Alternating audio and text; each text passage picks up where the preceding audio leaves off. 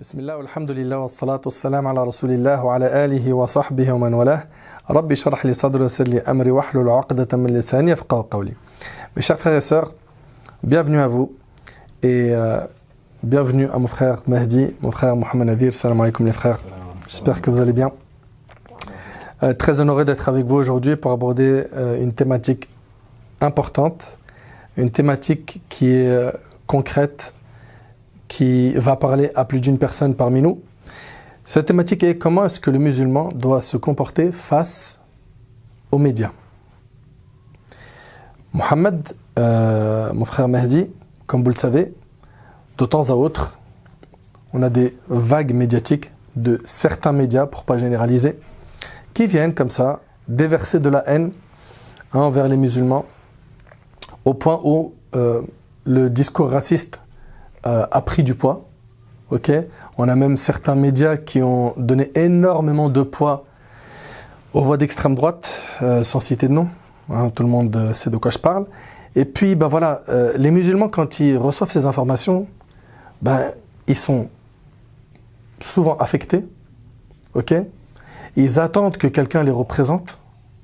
Ils aimeraient bien avoir quelqu'un, tu vois, qui parle bien, qui arrive là-bas sur les plateaux TV et voilà, qui répond, qui a le verbe et qui déchire. C'est-à-dire, voilà, il tient bien la route et il sait défendre les musulmans, il sait bien présenter l'islam.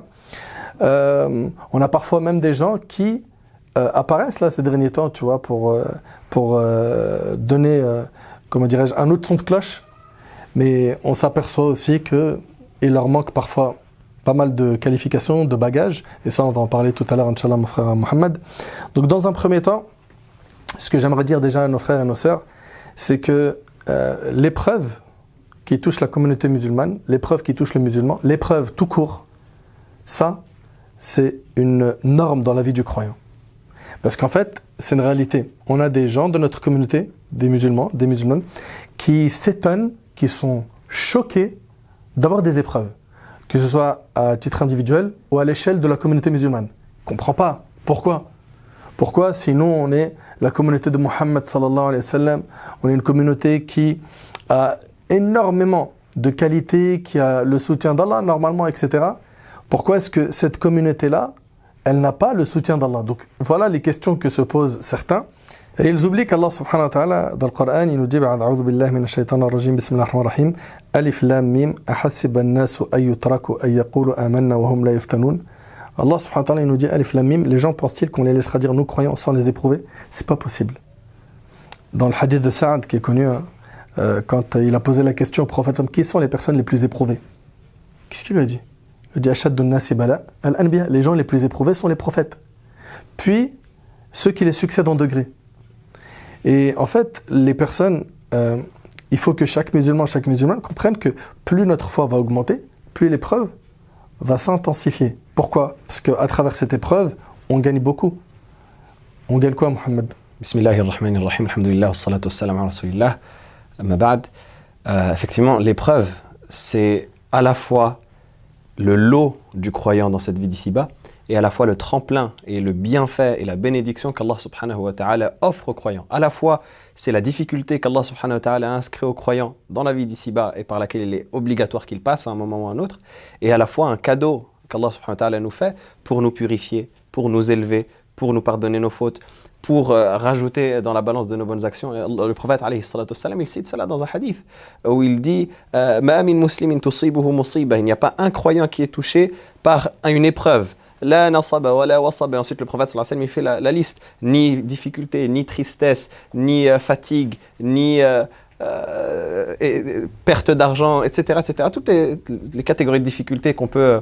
Soucis, angoisse. Exactement, soucis, angoisse, etc. Toutes les catégories de difficultés par lesquelles on peut passer. Il dit « Hatta shawka yushakuha ». Il dit même l'épine qui le touche, même l'épine qui le pique. C'est-à-dire même la petite douleur qu'on a lorsqu'une épine nous pique, sans que ce soit une expiation pour ses péchés devant Allah subhanahu wa ta'ala. Donc Allah azza wa jalla nous purifie, Allah subhanahu wa ta'ala nous élève. Et Allah subhanahu wa ta'ala surtout, il nous enseigne le modèle des prophètes qui sont passés avant nous. Et on se souvient que nous aussi, on récite 17 fois par jour dans Surat al-Fatiha, Ihdina as-sirat al-mustaqim, guide-nous vers le chemin droit, Sirat al-ladhina an'amta alayhim, le chemin de ceux que tu as comblé de tes bienfaits. C'est pour assumer d'être sur ce chemin-là, de ceux qu'Allah subhanahu wa ta'ala a comblé de ses bienfaits, qui sont les prophètes, les véridiques, les martyrs, et Nabiyyin, as-siddiqin, as-shuhada, as-salihin, et les pieux.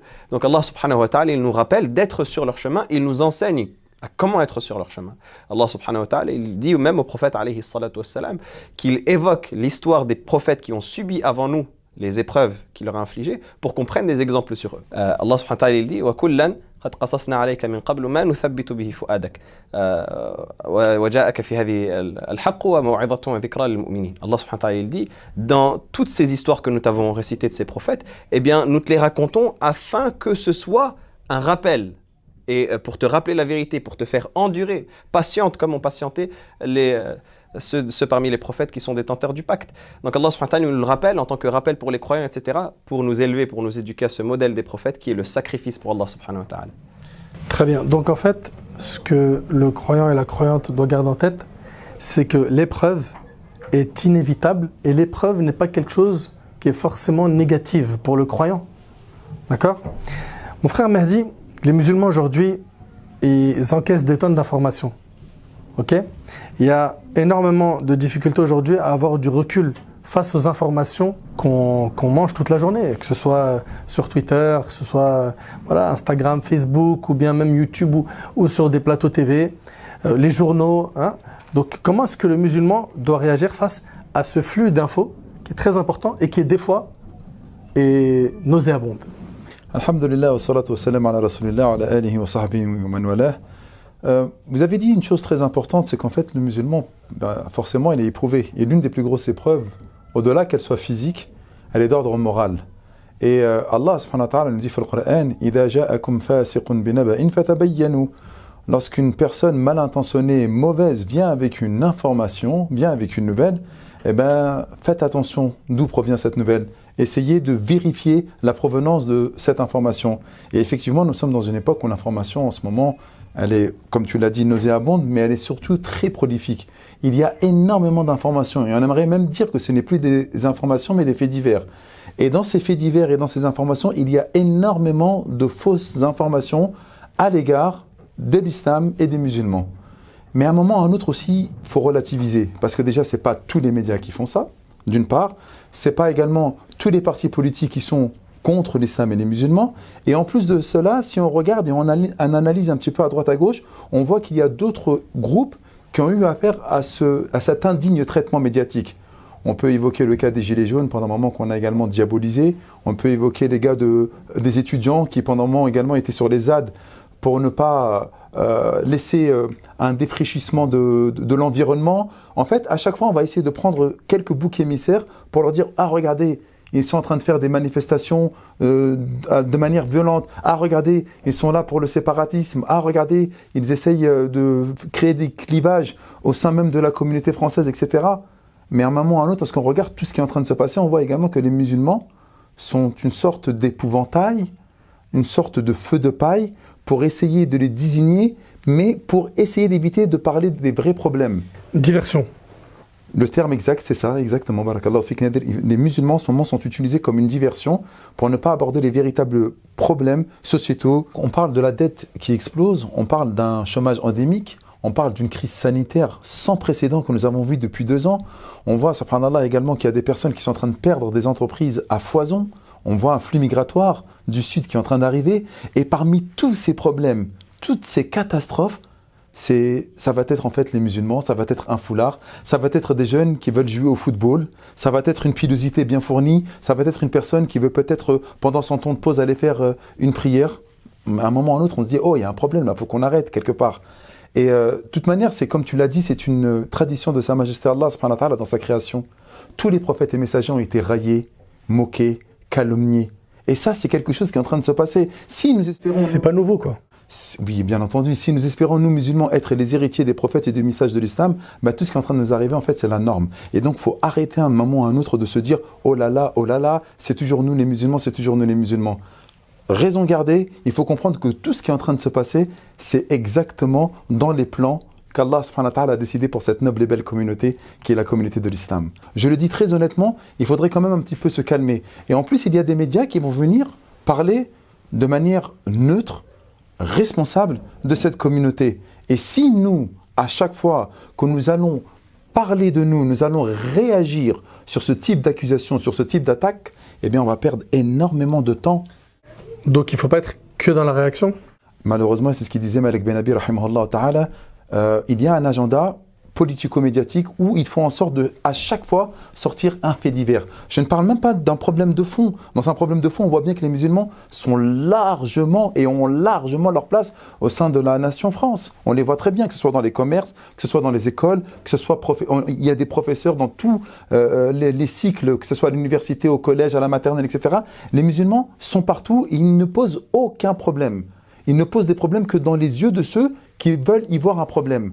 Donc, encore une fois, lorsqu'on nous dit « oui, vous les musulmans », je pense qu'il faut arrêter, se responsabiliser et arrêter d'être dans la réaction. Parce qu'à chaque fois que nous sommes dans la réaction, nous sommes en train de perdre énormément de temps dans une stratégie qui fait en sorte qu'ils veulent nous diaboliser. Donc, qu'on répond de la meilleure des manières, qu'on va essayer d'apporter les meilleurs des arguments. À la fin, lorsqu'on veut tuer son chien, on dit qu'il a la rage. C'est pertinent ce que tu dis, Mehdi Barakallahu Fik, et je pense qu'on va devoir rebondir dans la conclusion sur ce passage-là, de ne pas être dans la réaction. On reprendra ce bloc, il est pertinent, Barakallahu Fik. Mon frère Mohamed, on a, comme tu le vois, des gens, de temps à autre, qui passent dans les médias et qui sont de notre communauté, des musulmans. D'accord ? Est-ce que n'importe quel musulman peut prendre la parole parce qu'il a le verbe, il parle bien français? Est-ce qu'il y a une qualification à avoir pour parler au nom de l'islam? Attention, hein, regarde bien ce que je dis, c'est au nom de l'islam, d'accord? C'est pas une personne qui vient pour parler, comme il a dit, en tant que musulman sur l'économie. Non, non, là il vient, lui, il porte la casquette islam, ok? Il est sur un plateau TV. Est-ce que n'importe qui peut le faire à partir du moment où il a une bonne intention et il parle bien français? Ou est-ce qu'il y a des choses, des qualifications à avoir, des éléments à prendre en compte pour pouvoir justement prendre la parole? C'est sûr qu'on ne peut pas se lancer dans cet exercice qui est un exercice périlleux, qui est un exercice dans lequel on n'est absolument pas en terrain conquis. Au contraire, on est dans la fosse au lion. On ne peut pas se lancer dans cet exercice sans un minimum de bagage qui va à la fois nous protéger et à la fois également servir de garde-fou pour ne pas dépasser les limites dans ce qu'on pourrait dire et dans les discours qu'on pourrait tenir. Mais avant cela, il faut savoir décrypter l'organisation même de ces médias-là. Il faut savoir que dans la continuité de ce qu'on disait par rapport à ce qu'Allah subhanahu wa ta'ala nous relate comme épreuve qu'ont subi les prophètes, Allah subhanahu wa ta'ala, il nous parle du traitement médiatique qu'ont eu les peuples qui ont été victimes d'oppression par les différents tyrans dans le Coran. Par exemple, les enfants d'Israël, c'est un excellent exemple, c'est l'histoire qui revient le plus dans le Coran, l'histoire de Moussa alayhi salam avec Pharaon. Et on sait que Pharaon, lorsqu'il a voulu diaboliser les enfants d'Israël, eh bien, il a utilisé les organes médiatiques. C'était le vecteur principal d'information qu'il avait pour communiquer à son peuple, pour leur dire prenez garde, comme ceux-là sont un groupe de gens faibles et méprisables. C'est un petit groupe, c'est une minorité, c'est une marginalité. Toujours essayer de minoriser ce qui en vérité est la norme.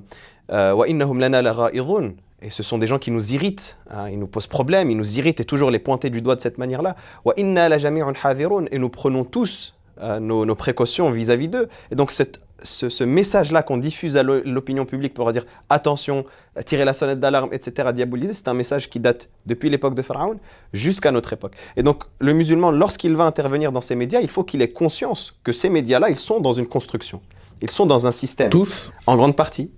Évidemment, il y a toujours des personnes qui sont dans ce milieu-là et qui ont une déontologie et qui essayent de la respecter, évidemment. Mais ce qu'on observe malheureusement, c'est que beaucoup de médias aujourd'hui ont ces méthodes-là de déformer l'opinion publique, quitte à ce que ça passe par de la diffamation, quitte à ce que ça passe...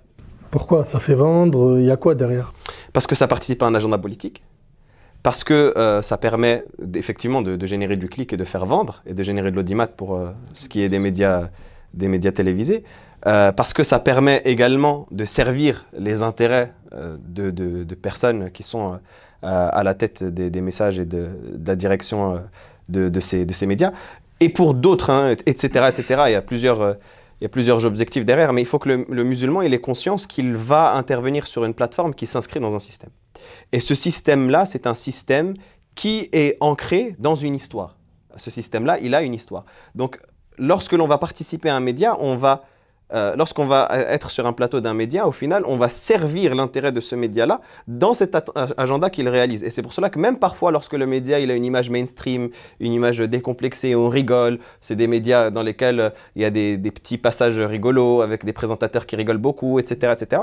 Bien, même ces médias-là... Ou même on laisse la parole à certains opposants. Exactement, où on prétend laisser la parole libre, etc. Même ces médias-là, ils servent au final une cause qui est implicite, mais qui apparaît dans le traitement qu'ils font ensuite de l'information, dans la place qu'ils laissent à certains discours qui sont extrêmement graves et qui se banalisent et qui se généralisent. Et donc, on sait que lorsque le musulman il va apparaître sur ces plateaux-là, au final, il va servir de marionnette, il va servir de jeu qui va être utilisé dans cette structure-là.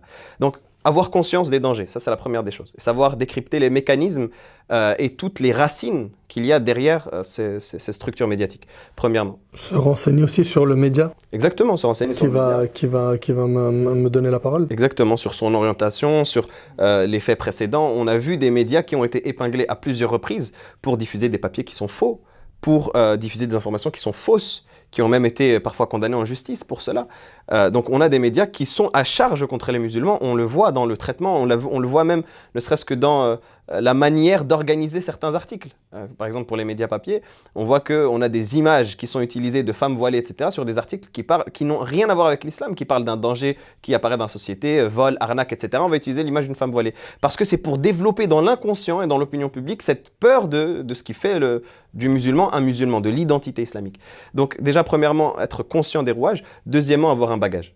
Avoir un bagage, c'est obligatoire, c'est nécessaire. Et quand on dit un bagage, c'est à la fois un bagage profane, donc avoir une certaine éloquence, pouvoir parler, parce que ces médias-là, généralement, quand on arrive pour s'exprimer, c'est le jeu de la punchline. On a quelques secondes pour s'exprimer. Tout en sachant que déjà, c'est très difficile d'y accéder.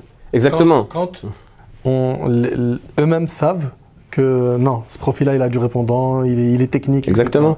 Et surtout, c'est un panel qui est sélectionné, c'est trié vraiment. On sait qui est invité. C'est pas pour rien que c'est souvent des femmes voilées, souvent des femmes voilées, parce que c'est ce qui cristallise la lubie coloniale depuis des lustres, hein, de la femme voilée qui représente tout ce que tout ce que l'oppresseur déteste dans la vision de l'islam. Tout ce qu'il déteste dans ce que représente l'islam, eh bien, ça se représente et ça se matérialise dans cette femme voilée. C'est pour cela que quand on a eu la colonisation, eh bien, l'un des objectifs qui ont été mentionnés par Bugeaud et d'autres, c'est de dévoiler les femmes. De force, il y a eu des campagnes de dévoilement des femmes. C'est pour cela que c'est elles qui sont invitées principalement dans les plateaux. Donc, on sait qu'ils n'invitent pas n'importe qui.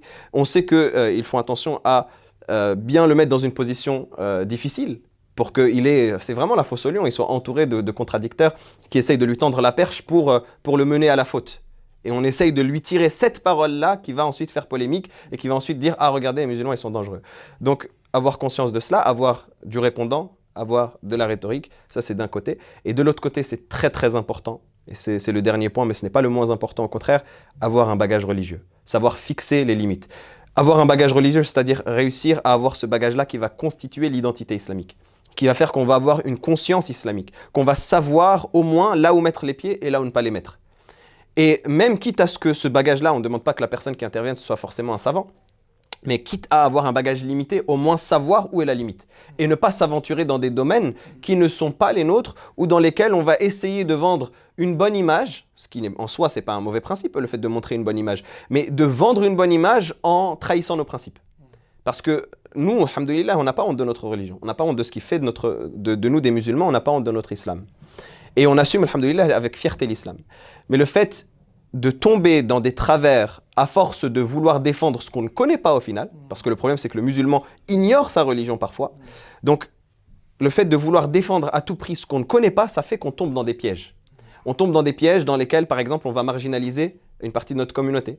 On va dire oui, mais non, ça c'est une minorité, alors que c'est une pratique qui est totalement autorisée. Bien tout simplement se retrouver à parler de quelque chose reconnu à l'unanimité des savants et le balayer d'un revers de main parce qu'on est ignorant, on ne sait pas. Exactement. Ou même pire, on a pu entendre des personnes qui sont intervenues, qu'Allah subhanahu wa ta'ala leur pardonne, qui sont même jusqu'à aller rejeter des hadiths du prophète alayhi salam, en disant ça c'est le hadith, on n'accepte pas. Ou en tout cas, ça c'est par pure méconnaissance, par pure ignorance. C'est des hadiths, on ne prend pas en considération.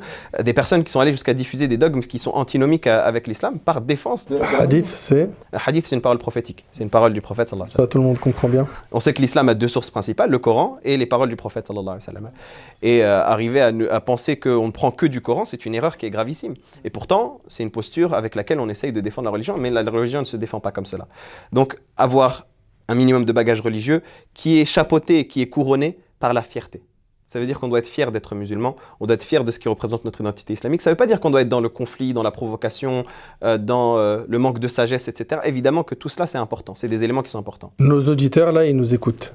Est-ce que l'islam empêche qu'on vive avec d'autres communautés? Absolument pas. Et au contraire, Allah subhanahu wa ta'ala dit La yanhakum Allahu 'anil ladhina lam yuqatilukum fid din wa lam yukhrijukum min diyarikum an tabarruhum wa tuqsitu ilayhim. Allah subhanahu wa ta'ala nous dit Allah azza wa jalla ne vous interdit pas quant à ceux qui ne vous ont pas combattu dans votre religion, qui n'ont pas fait preuve de tyrannie envers vous en vous expulsant de vos demeures, d'être bienfaisant envers eux et d'être juste. Inna Allah yuhibbul muqsitin, car Allah subhanahu wa ta'ala aime les gens qui sont justes et équitables.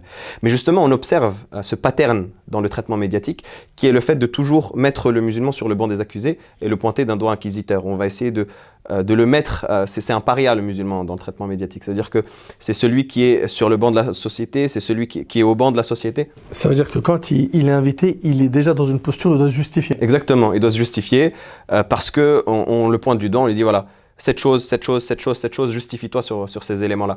Alors que non, il faut déconstruire cette mécanique. Le musulman, par définition, il adhère à l'islam, il adhère à la religion d'Allah subhanahu wa ta'ala, et il adhère pleinement à cette religion, et ce fait d'adhérer à cette religion, c'est censé être une liberté qui est prônée, c'est censé être une liberté qui est défendue. Alors pourquoi avoir toujours cette épée de Damoclès qui nous est pointée, de toujours la justification, de toujours la remise en question? Non, le musulman, alhamdoulilah, il a des principes qui lui permettent d'assumer sa religion, de vivre sa religion avec apaisement et avec fierté, les deux mécaniques qui s'inscrivent ensemble.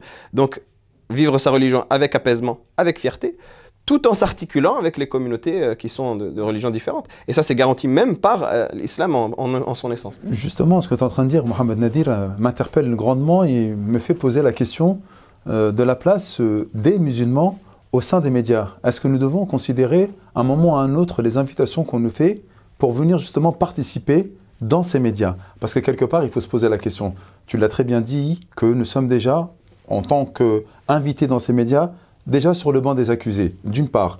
D'autre part également, il faut privilégier quel type de médias. Parce qu'on voit que dans les médias écrits, ils ont déjà une storytelling. Une storytelling, c'est à savoir, ils savent exactement de quoi ils vont parler. Et ils vont simplement prendre, par exemple, sur 1h30, 2 heures, pour avoir parlé plusieurs fois avec les médias, plusieurs propos. On va parler dans un entretien qui est fleuve, et on va simplement reprendre des propos effectivement que tu as dit, que j'ai dit, que nous avons dit, mais pour les mettre justement dans une sorte de rédaction qui va mettre en évidence ce que eux voulaient qu'on dise par rapport à cela.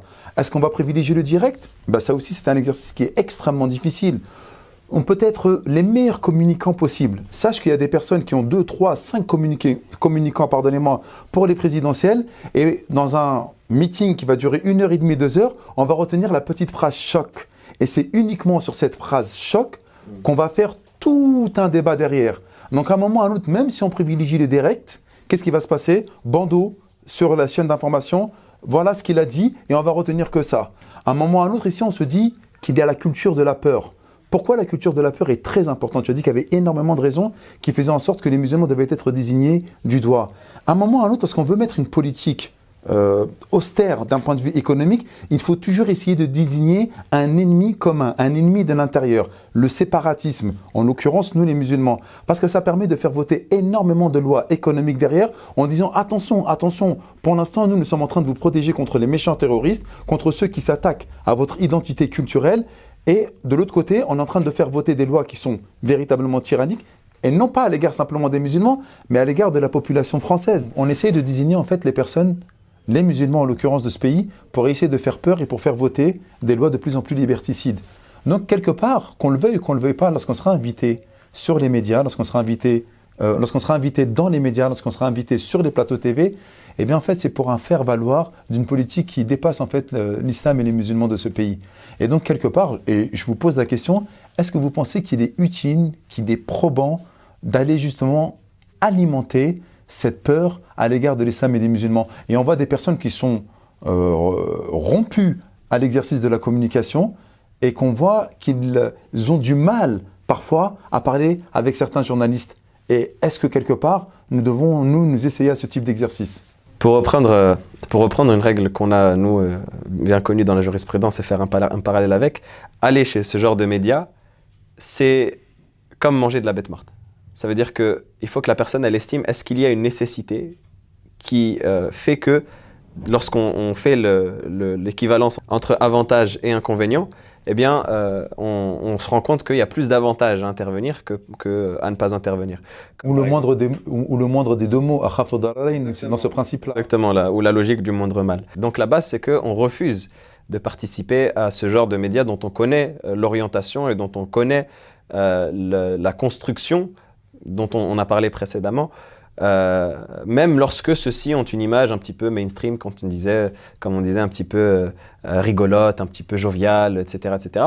Parce qu'on se rend compte du mécanisme qu'il y a derrière. Maintenant, s'il y a une nécessité, et si on sent qu'on est apte à prendre cette mission-là, tout en sachant que, comme on disait, c'est trier au peigne fin, on sélectionne bien les profils qui peuvent apparaître sur ces médias-là. Si la personne à qui on tend l'invitation se sent apte et qu'elle est épaulée par des gens qui vont la conseiller dans le domaine à la fois profane et à la fois rhétorique, et également dans le domaine religieux, lorsque c'est des sujets qui touchent à l'islam, qu'elle se sent apte à cela, eh bien s'il y a une nécessité, comme on disait, d'intervenir, elle intervient avec ces limites qu'on a précisées. Mais la base, c'est qu'on essaye d'éviter ce milieu-là parce que c'est un milieu qui est orienté, parce que c'est un milieu qui est... à moins qu'on trouve quelqu'un qui a une déontologie, qui a un respect de l'information, du traitement de l'information, qui ne va pas faire preuve de malhonnêteté, qui ne va pas faire preuve de propagande pour servir une opinion qu'il veut installer et qu'il veut construire,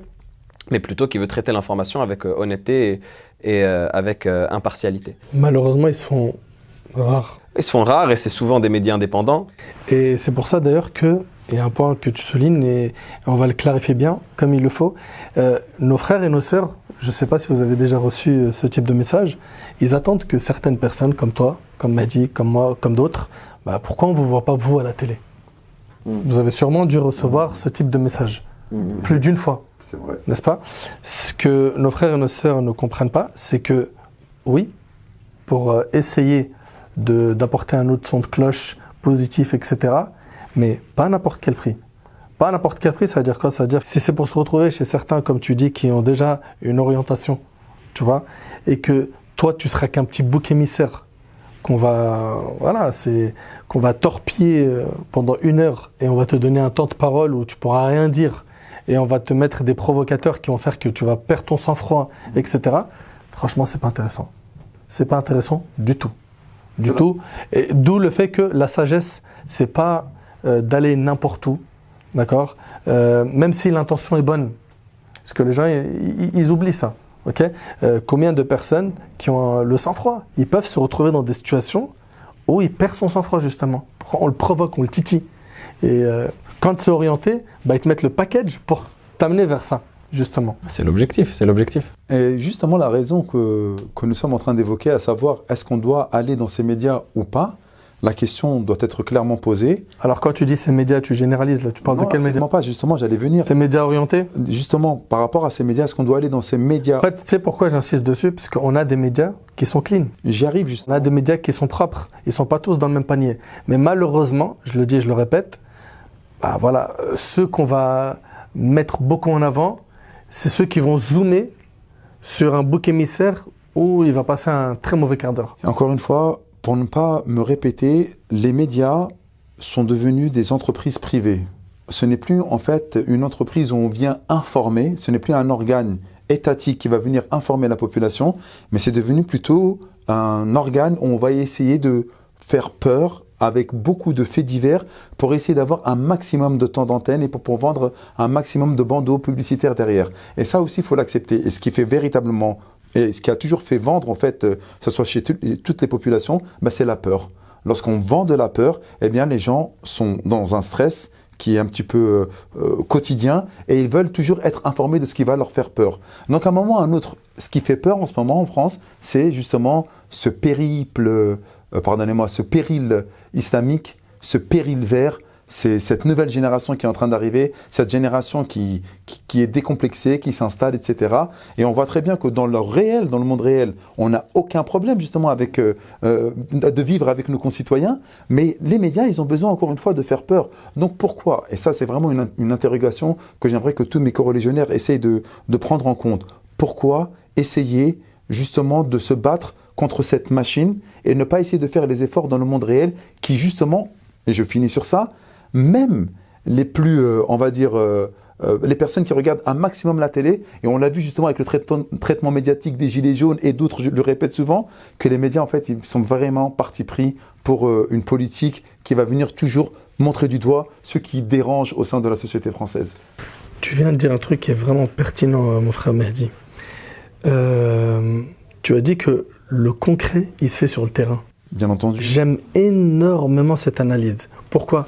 Parce qu'en fait, tu sais, j'en parlais une fois avec un cheikh, donc une personne de science religieuse, et je lui disais, voilà, tu sais, le climat ambiant et tout, hein, avec ce que j'entends dans certains médias, ça m'affecte, tu vois. Il m'a dit, détache-toi-en, ok? Ne reste pas tout le temps scotché, c'est bien d'avoir des infos, et vis le réel. Il m'a dit, c'est dans le réel que tout se construit, tu vois. Le réel, c'est quoi, mon frère Mehdi? Le concret, c'est quoi le concret? Tu peux informer nos frères et nos sœurs, c'est quoi le concret? C'est-à-dire, comment faire en sorte de corriger cette image dans l'inconscient des gens? Nader, le concret, c'est notre vie. Toi et moi, nous sommes justement le parfait exemple. Nous qui avons grandi dans le 19e, nous qui avons grandi dans une communauté qui est véritablement cosmopolite. Moi-même à Rumanin, avec beaucoup d'amis avec lesquels j'ai grandi de la communauté juive. D'ailleurs, mon voisin du haut qui s'appelle, on va pas le citer, mais qui est devenu rabbin, et moi qui est devenu imam, et lorsqu'on se voit, on se fait la bise, etc., sans qu'il n'y ait aucun problème. Pareil, dans le 19e, on voit très bien qu'il y a une cohabitation dans le monde réel qui est concrète et qui ne fait pas... En fait, lorsqu'on se coupe des médias et qu'on vit notre vie de manière complètement normale, eh bien, on voit en fait que les musulmans vivent de manière tranquille, sans souci. Bien sûr, il va y avoir les faits divers sur certaines de nos sœurs qui vont se faire insulter, qu'on va rabaisser, sur certains frères qui vont se mettre de côté, qu'on va mettre de côté dans les entreprises à cause de leur pilosité bien fournie. Mais encore une fois, regarde, on parle de faits divers. On ne parle pas de quelque chose qui est complètement répandu. Lorsqu'on regarde dans les entreprises d'informatique, lorsqu'on regarde à la RATP, etc., on voit que les musulmans, ils sont embauchés et qu'ils travaillent sans qu'il n'y ait aucun problème. Et ça, vraiment, c'est le monde réel. Mais lorsque nous sommes toujours en train d'écouter, justement, ça c'est hyper important, lorsqu'on écoute toujours des informations angoissantes, lorsqu'on essaie toujours de calomnier, et d'ailleurs il y a un adage qui est connu, calomnie, il en restera quelque chose. Le mensonge répété sur mensonge, à la fin ce mensonge se transforme en quoi? En réalité, en vérité, alors qu'il n'en est absolument rien du tout. Donc le fait de se couper de ces médias et de continuer justement sa vie concrète, ça va être une chose très intéressante pour pouvoir respirer. Or, comme on l'a dit tout à l'heure, et je finis sur ce propos si tu me permets, c'est que nous sommes trop connectés à ces médias, au point où même si nous savons que ce n'est pas la réalité, ça nous affecte dans notre quotidien. Donc là, on part sur les solutions concrètes, d'accord? Comme ça, on ne va pas s'étaler sur ce sujet pendant une éternité. Là, je capte ici ne pas s'éterniser sur les médias orientés. Exactement. Ok. Vivre la vie réelle, concrète, à savoir celle où j'ai un rapport avec mon voisin qui n'est pas musulman, avec le boulanger du coin, la pharmacie, etc. Mon quartier, les collègues de travail. C'est là où en fait tous les jours le travail doit se faire. Dans le concret.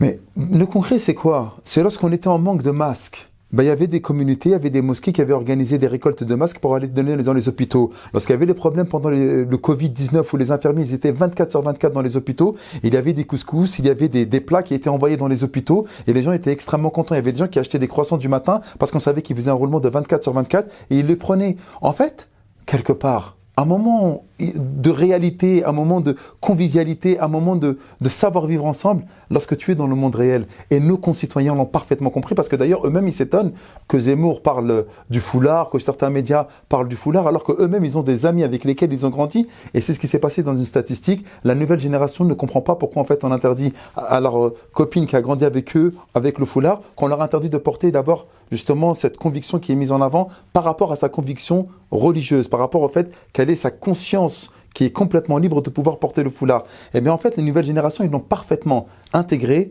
mais c'est peut-être encore des relents d'un colonialisme, comme il disait tout à l'heure Mohamed Nadir, qui fait en sorte que justement on veut continuer à nous mettre des bâtons dans les roues.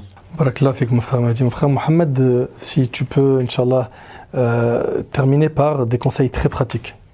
Conseil très pratique, quand on comprend, comme on disait, les rouages du traitement médiatique et les effets que ça a à la fois sur les intervenants, mais également sur ceux qui sont les premières victimes, qui sont l'auditoire de ces médias, on comprend que l'objectif derrière, c'est diaboliser et invisibiliser. Diaboliser à l'aide d'une sémantique qui est bien rodée, hein, on diabolise le fait islamique, le fait religieux islamique dans son ensemble, et il ne faut pas se cacher derrière du politiquement correct, mais justement pour le draper d'un écran de fumée pour masquer la violence frontale, eh bien on va toujours désigner ceux qu'on prétend être des mauvais musulmans, alors qu'on désigne l'islam, alors qu'on désigne le musulman au final. Et on essaye de faire la différence entre bons musulmans et mauvais musulmans avec un curseur qui est totalement arbitraire et qui est placé par des gens qui ne sont même pas musulmans, au contraire qui sont oppresseurs des musulmans. Et donc quand on comprend que la première mission de ce traitement médiatique, c'est de diaboliser, eh bien la première solution concrète que la personne doit avoir lorsqu'on diabolise sa religion, c'est de l'apprendre. C'est de faire en sorte de s'armer de bagages, de s'armer de savoir, de connaissances, pour faire face à cette tentative de diabolisation qui essaye de faire peur aux musulmans de ce qui fait de lui un musulman. Au final, l'objectif... Pour te rejoindre sur ce point, il est arrivé des fois qu'un musulman reçoit une question d'un non-musulman, tu vois, qui le perturbe. Qui le perturbe ou il se retrouve dans une très mauvaise position. Et dès qu'il apprend la réponse, il se sent apaisé. Lui-même déjà, ça l'apaise, le musulman, et il arrive à apaiser. Donc déjà, comme tu l'as dit, bagage. Exactement, exactement. Et surtout qu'on fait face vraiment à une diabolisation qui est chirurgicale. Ça veut dire qu'on va cibler des sujets qui vont être assimilés à ce qu'on prétend être de l'islamisme, du radicalisme, etc., du fondamentalisme, sans jamais remettre en question ces termes, sans jamais décrypter l'analyse qu'il y a derrière ces termes. Et il y a un très bon livre de Thomas Deltombe qui traite du sujet, et d'ailleurs qui a été repris dans un article vous avez dit islamisme, qui est un article qui résume l'origine de ces termes-là et le fait que c'est des termes fourre-tout, des termes dans lesquels on n'a absolument aucune définition, qu'on ne précise pas justement pour faire peur. Donc l'objectif, c'est de faire peur aux musulmans de ce qui fait de lui le musulman. Donc parfois, le musulman il va être face à des principes de son dogme, de sa religion, et il va les renier. Pourquoi ? Parce qu'il aura eu ce virus-là, il aura eu ce programme-là, qui l'aura formaté à voir cela d'un mauvais œil, alors que ça fait partie de la religion d'Allah subhanahu wa ta'ala. Donc ça, c'est la première piste concrète, s'armer de savoir, apprendre sa religion, apprendre son identité islamique. Et la deuxième piste concrète, c'est lorsqu'on observe le deuxième axe dont on a parlé. On a dit diabolisation et invisibilisation. On essaye d'invisibiliser la pratique religieuse en l'attaquant, en tirant dessus à boulet rouge. On attaque le voile, on attaque la barbe, on attaque la prière. Et comme on disait, on fait le lien avec ces pratiques-là et avec la sémantique qu'on utilise pour faire peur. On prétend, même parfois dans le discours politique, que les prières pendant le mois de Ramadan sont un signal faible de radicalisation, alors que c'est un des traits qui compose même les musulmans, même qui ont une faible pratique, la chose qu'ils conservent, c'est la pratique pendant le Ramadan. Et on assimile ça à des faits de radicalisation faible, à des signaux de radicalisation faible. L'objectif derrière cela, c'est d'invisibiliser la pratique musulmane, cacher ce musulman que je ne saurais voir. Au final, on essaye d'écraser le musulman. Comme disait François Burga, un bon musulman, c'est un musulman qui n'est plus musulman. Exactement, c'est ça.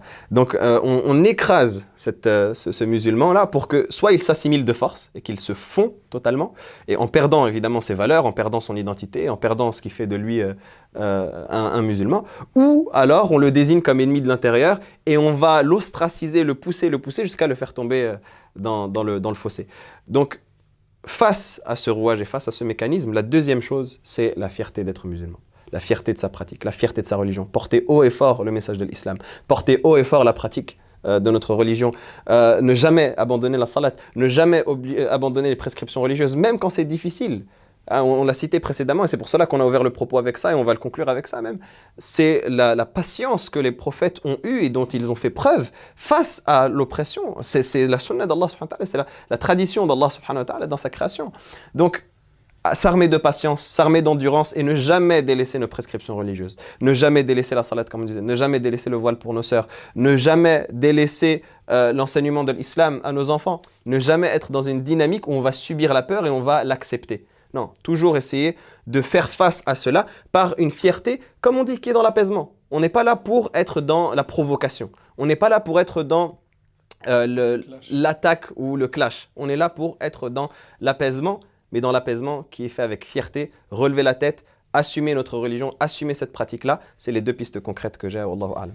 Barakallahu fik. Si vous me permettez, j'aimerais conclure avec pareil 2 points. De ton côté, en fait, ce que j'ai retenu, c'est surtout faire une coupure avec ces médias orientés, ok, et de respirer, de vivre la vie réelle, d'accord.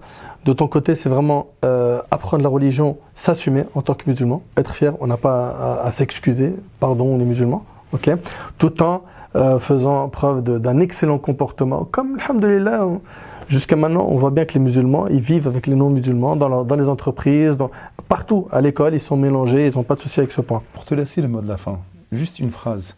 Nous sommes le risque d'une victoire. Quel est le risque de cette victoire? Lorsqu'on voit que les musulmans sont tellement ostracisés et qu'ils font pratiquement tout le temps les unes, nous sommes le risque d'une victoire que nous, les musulmans, nous savons vivre avec autrui sans qu'il n'y ait aucun problème. Et c'est ce risque-là, je pense, qui fait peur. Et donc, à un moment ou à un autre, lorsqu'on se voit tellement ostracisé, tellement montré du doigt, c'est qu'alhamdoulilah, Rabbil Alamin, le travail, il est correct et il est en train de faire son effet et qu'il faut perdurer là-dedans. Alhamdoulilah, barakallahu fik.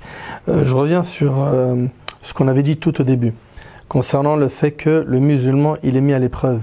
Et ça, c'est obligatoire. Il y a 2 versets, subhanallah, qui sont vraiment très très forts.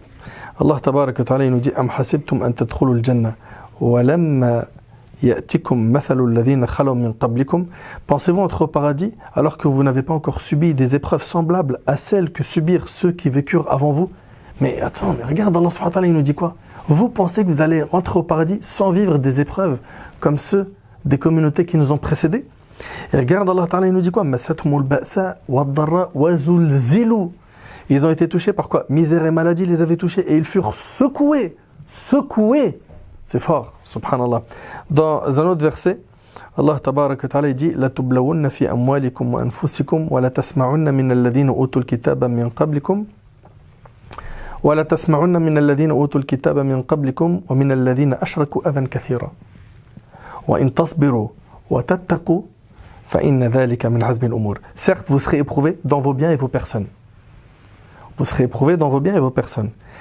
Et vous entendrez de la part de ceux à qui le livre a été donné avant vous et de la part des associateurs beaucoup de propos désagréables. Vous allez entendre des propos désagréables. Qu'est-ce qu'il nous demande Allah subhanahu wa ta'ala à ce moment-là? Mais si vous êtes endurant et pieux. Vous savez, on a dit pas mal de choses aujourd'hui et les gens ils oublient une chose, c'est qu'Allah subhanahu wa ta'ala il soutient les pieux. Il soutient, on oublie qu'Allah subhanahu wa ta'ala il soutient les croyants pieux. Inna Allah la yughayyiru ma biqawmin hatta yughayyiru ma bi anfusihim. Allah ne change pas l'état d'un peuple tant qu'ils ne se sont pas changés eux-mêmes. Le début commence par toi et moi. On se regarde dans le miroir. Est-ce que nos pratiques religieuses, elles sont au point? On revient toujours au même point. Est-ce que moi, au niveau de ma salat, je suis dans les règles? Est-ce que au niveau de ma zakat, est-ce que les obligations religieuses, je les accomplis comme il faut? Est-ce que j'ai une part d'adoration dans les œuvres surrogatoires? Et quand on regarde aujourd'hui la pratique de certains, sans généraliser, on se dit, il n'y a rien sans rien. Le soutien d'Allah subhanahu wa ta'ala, il ne s'obtient pas sans effort, sans sacrifice. Quand on va revenir vers Allah subhanahu wa ta'ala et qu'on va se remettre en question et qu'on va se repentir et qu'on va améliorer notre relation avec lui, regardez Allah ta'ala, il dit quoi à la fin du verset? Il dit, mais si vous êtes endurant et pieux, voilà bien la meilleure résolution à prendre. Soyez pieux et endurant. Tenez bon. Et c'est le mot de la fin. Continuez à faire le bien comme vous le faites jusqu'à maintenant. Que ceux parmi vous qui sont engagés dans l'humanitaire, qui continuent. Que ceux parmi vous qui sont engagés dans le social et qui font du bien, continuez. Que ceux parmi vous qui sont dans l'enseignement dans l'éducation et qu'il cartonne, continuez. Continuez à briller parce que c'est de cette manière-là qu'on va pouvoir effacer avec une gomme concrètement toutes ces calomnies et ces mensonges qui sont dits à longueur de journée par certains médias orientés.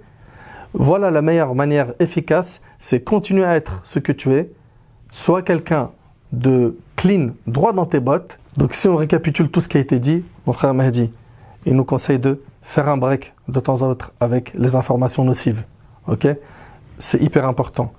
Vivre le réel. Le réel, ça veut dire quoi ? Ça veut dire ton comportement avec ceux qui t'entourent, c'est ça qui va avoir énormément de poids sur le long terme.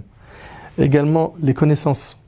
Apprendre sa religion, c'est indispensable. Indispensable. Il faut que chaque musulman ait un programme religieux, surtout qu'on vit une époque où si tu ne peux pas te déplacer dans un institut physique, tu les as en ligne aujourd'hui. Tu as la possibilité d'avoir des replays. Ça veut dire qu'il n'y a plus d'excuses. En réalité aujourd'hui, à notre époque, peu importe ton planning, tu as le moyen d'étudier ta religion. Également, le fait de faire preuve de piété. Ça veut dire quoi ? Ça veut dire améliorer sa relation avec Allah subhanahu wa ta'ala. Endurer ce qui nous arrive en pensant aux prophètes, la biographie des prophètes, toutes ces histoires des prophètes, Allah ne nous les a pas racontées pour rien.